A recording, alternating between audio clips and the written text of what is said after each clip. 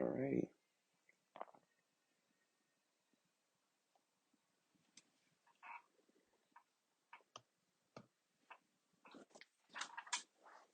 Well, this is awkward. Um, be kind of nice if this loaded.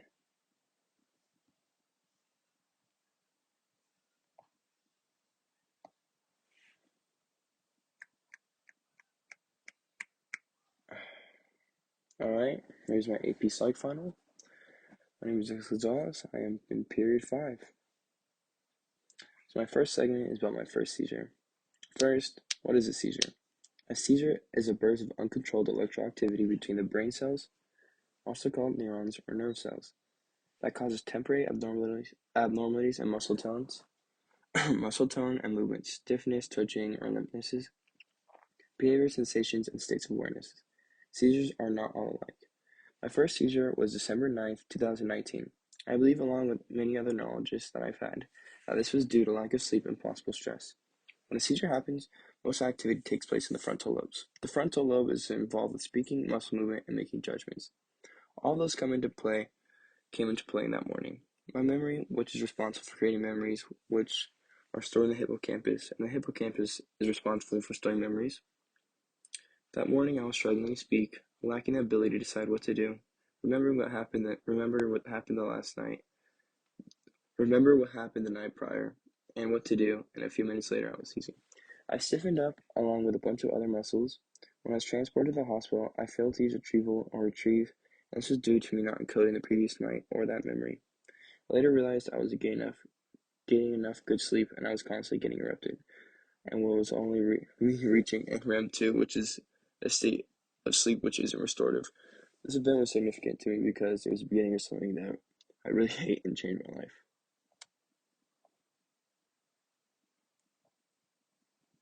Oops. This is my first seizure. On the left, that's me. On the top right, those are my friends. And the frontal lobe is responsible for and is involved with speaking, muscle movement, and making judgments. Memory is an event or something of significance which is remembered. The hippocampus is part of the brain where memories are stored. Retrieval is the process of getting information out of the memory stage. And REM 2 is theta waves considered non-restorative sleep. Segment 2, which is testing, seizures, my brain, and then types. So testing for your brain is all around really annoying, especially when all the testing is sometimes inconclusive, and when also when they're time consuming. When anyone has a problem or a brain problem in general, something involved in the neck and above, you usually get a lot of scans and testings. For me, I've taken quite a few. I've taken MRI, which is a technique that uses magnetic resonance imaging. I've also taken EEG, which is, I've always messed up this one, trans, no, that big word right there, that's an EEG. They also check your blood quite a bit. Both these are forms of imaging and create images. MRI is a literal image, while an EEG is measures brain waves. They also check your blood in order to see if medication medication is balanced, and also can be used to look at DNA. Also, make sure you don't create a tolerance to your medication. DNA and genes are important because they are needed to check if they can be genetic and look into your body and etc. An MRI is a form of imaging, magnetic resonance imaging. Hey, what do you know I said it? A technique used in radiology to form pictures of anatomy. 1 second. And physiological process of the body. MRI scanners use strong magnetic fields, gradients, and radio waves to generate images and organs of the body.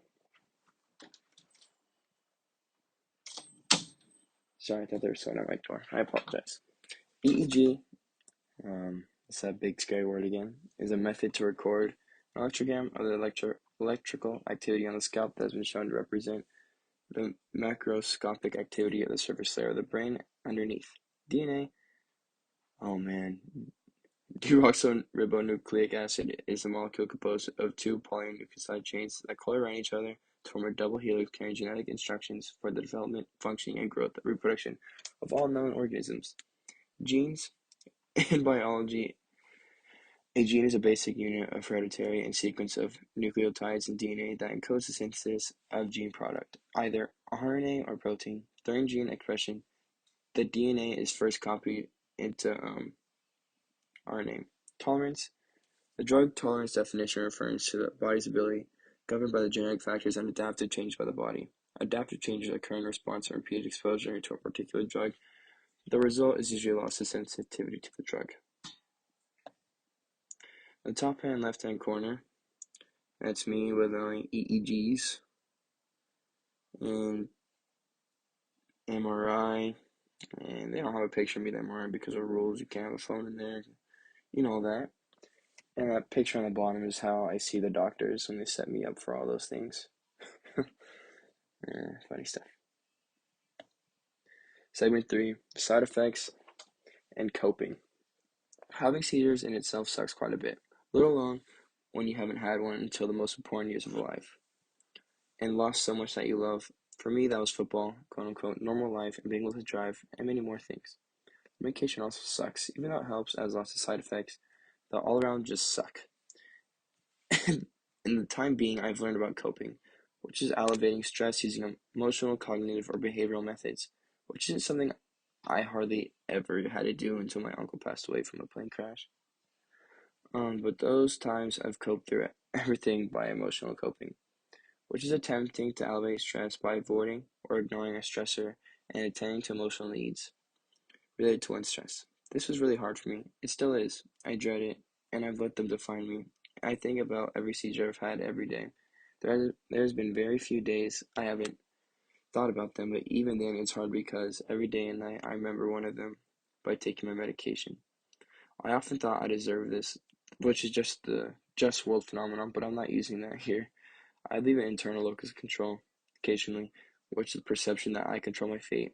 But at the same time, I believe external locus of control, which is the complete opposite. External locus of control is a perception that chance or outside forces beyond our personal control our fate. Coping, elevating stress using emotional and cognitive behavioral methods. Emotional coping, attempting to elevate stress by avoiding or ignoring a stressor and attending to emotional needs related to one's stress. Internal locus of control, the perception that you control your own fate. External locus of control, the perception that chance or outside forces beyond our personal control controls our fate. So Keppra, that's the one I take, the big orange circles or ovals, 750 milligrams. I take 2 of those in the morning, 2 at night. Along with the lamotrigine, 200 milligrams. I take 1 in the morning and 1 at night. On the far right, it says life with epilepsy and side effects. It causes you to be tired, memory loss, daydreaming, recurring thoughts, and headaches. And Raul, that little head thing, that's the emotional side, the mental parts, and all, etc. All that stuff. All that good stuff. Segment 4 refers to my school and life all around. This is a rather long one, so I apologize. Seizures aren't necessarily the easiest thing to cope with, but personally, but in the outside world as well. Having seizures and the thing that comes with a seizure just makes life a tad bit harder. I occasionally struggle with speaking. I get a quote-unquote foggy mind. It's hard to explain, but I blank out. It's basically blanking out, but I don't know. I sometimes feel on edge, which means I feel odd, but that doesn't mean I'm going to have a seizure, if that makes sense. That is on the outside world. But school-wise and in life, it's pretty hard for me to remember and retain information. Though school and work and life, I believe that I've lacked intelligence, especially right now. I've learned, and it's kind of ironic that I learned, but anyways, that intelligence is mental quality consisting of the ability to learn from experiences, solve problems, and use knowledge to adapt to new situations.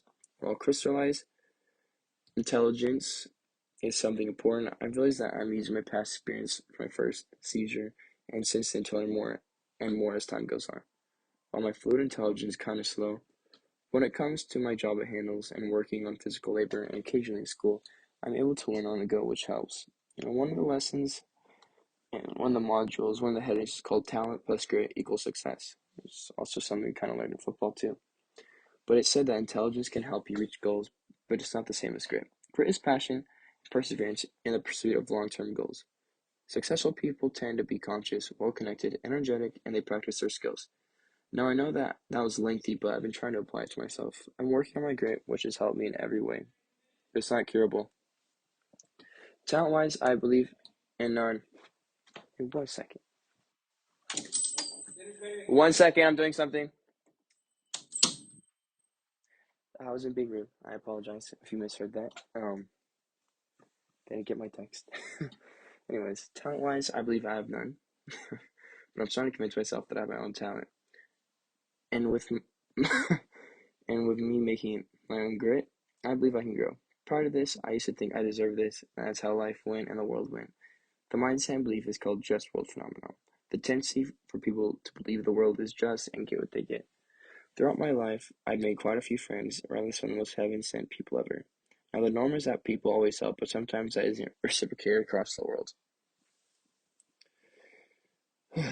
A norm is an understood rule that is accepted and considered to be expected behavior, but not everyone follows that norm. But also following that norm is social responsibility, which is expectation that people will help those needing help. Now, bringing all together, my friends already know the norm and their social responsibilities. Even if they weren't my friends, I believe they would know. I would know that my friends have hearts of gold and would always lend a helping hand, which is something I look and hope for in anybody. My friends don't believe in altruism occasionally, at least to my knowledge, but I don't think so when it comes to me. They do everything they do from their heart.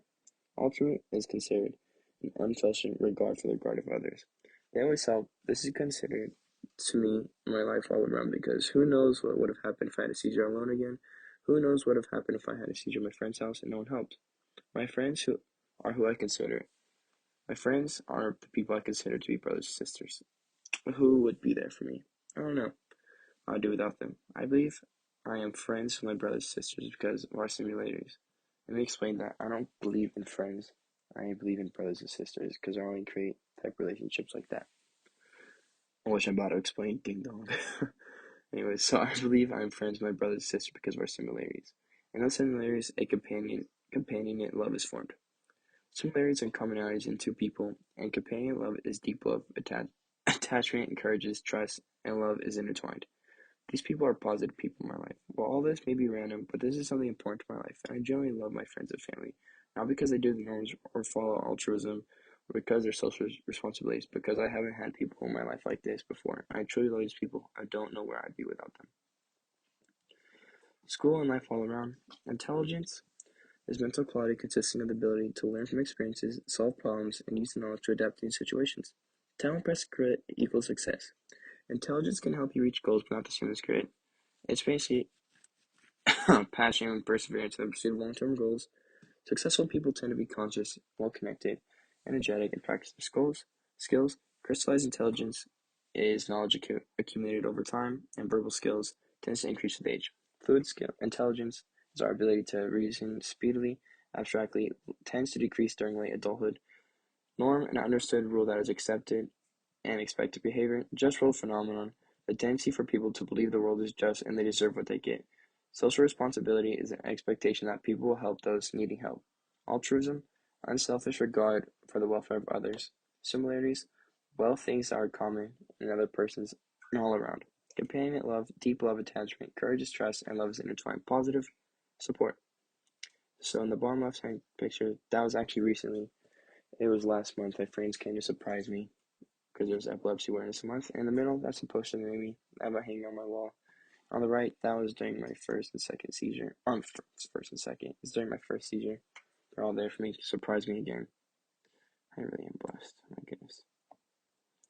Segment 5. This is a wordy and long one.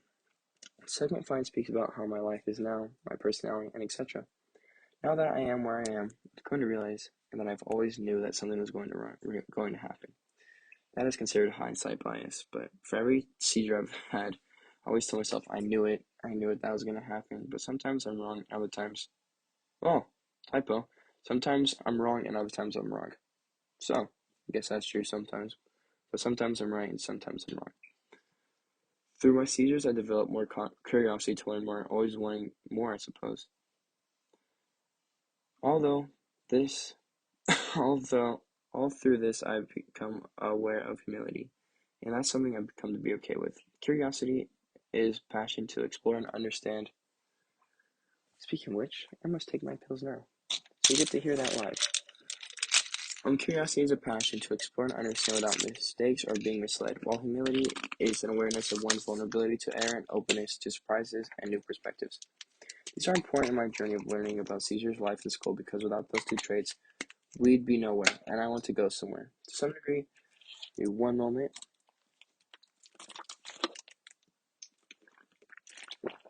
Ooh, I hate taking pills. Or my medication, I should say. These are important to my journey of learning about seizures, life, and school because without those two traits, we'd be nowhere. That isn't just for me, that's for everyone. If we aren't curious and aware of humility, we wouldn't be nowhere. And I want to go somewhere. To some degree, I've been learning and correlating many things to my life. And by that I mean the extent of two variables are related and cause me to ponder and prove that these variables can lead to something. In my case, low sleep, high stress equals seizures. In Module 6, the heading called Correlation Causation says that C and C, which is correlation causation, do not indicate the direction of relationship between variables. Example, variable A leads to variable B and vice versa. I believe that to be true, but in my case, it was tested by me accidentally, and I unfortunately found out that was true. Because of this, I've learned to go to bed earlier than usual, even if that means missing on school, work, fun, etc. And me too. And I've also learned ways of avoiding stress. While my seizures affect my memory and sleep does too. Every now and then, I have to refer to the modern memory model. I'll provide a picture of this in order to see desirable results. Even if I don't do well, I refer to the model again. What also helps is relearning, which is literally what it says it is, but it's the process of relearning a subject or topic. It takes time, at least as someone rehearsing material once again. But I occasionally think this is because of encoding failure, which is when you can't retrieve or remember what was never encoded in the first place. Sometimes I have to force myself to do things a lot more, but that's life. But my life now, because of this, is sometimes better. Relearning and taking more time may suck, but it helps me mostly everything. Sometimes I force myself to forget, which is considered bad sometimes, but in psychology this is called motivated forgetting, which is defined as wanting to forget something on purpose. I do this in hopes of forgetting everything that happened, but I need to stop that and take time to learn, and I need to reflect, relearn, forget the bad, but grow at the same time. But all these tie into me because I need to be curious and learn accepting of humility if I want to succeed. Sorry, I want to see. Sometimes I have to put X, Y, Z together to get the complete alphabet. I occasionally need to relearn and look at the modern memory model in order to see if there are more efficient ways of learning. All through this, I've learned the causes and correlations and when I need to motivate myself to forget. All this is good, but it brought me here today, and I am blessed and happy. Here's a modern memory model. The hindsight bias is the tendency to believe after learning an outcome that one would have foreseen it. Curiosity is a passion to explore and understand without mistaking or being misled. And aware of one's vulnerability to error and openness to prizes a new perspective. Correlations, a measure to extent to which two variables change together. Module 6, C and C do not indicate the diversity of relationships between variables. Example, variable A leads to variable B and vice versa. The modern memory model, that was previous slide, I don't know why I put next slide. Relearning, read processes the amount of time saved when learning material again. Forgot to put the IAL. Encoding failure, when you can't retrieve or remember what was never encoded. Motivated forgetting, sometimes you need to forget info. So these are my friends, people I call heaven sent. Far right, that was my final Friday Night Lights. So sad. And this was last month, like I said earlier. Conclusion, NS. These concepts from ApPsych apply to my life. These terms have occurred all throughout my life, but I've come to realize them more recently by tying them to at least the last 4 years of my life. I purposely forgot middle school.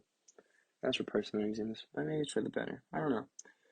Everything prior is blue, except for when I mistakenly ate a whole bottle of medicine because I thought it was candy. So my heads up, my parents were there. They were talking downstairs, my grandparents. My parents are actually really good parents. They just have to clear that up. And when some kid in 4th grade randomly threw up at me, and that was an eventful time. That was gross. I remember the good things when I go to my camera roll when I'm talking about the past. But I'm just not remembering that day.